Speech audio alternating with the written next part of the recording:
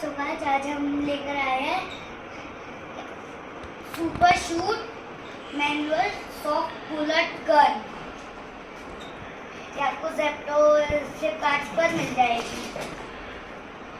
इसके अंदर दो कलर अवेलेबल है, ब्लू एंड रेड। तो इसके यहाँ पर एक की आती है जिसको हमें प्रेस कर शूट होगा, और यहाँ सेल चलता है जो कि इलेक्ट्रिक में डलता है। ये इलेक्ट्रिक नहीं है, तो हमें पहले इसको ऐसे पीछे खींचकर इस कीपैड को दबाना जिससे बुलेट फायर होगी ऐसे। तो हमें इसको ऐसे मारना है। इसको अगर आप तेज करोगे तो ये मशीन गन्स भी बन सकती है। तो मैं आपको फायर कर दिखाता हूँ।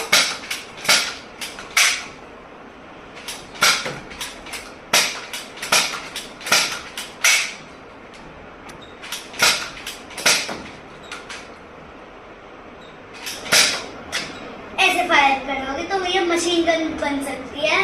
Thank you.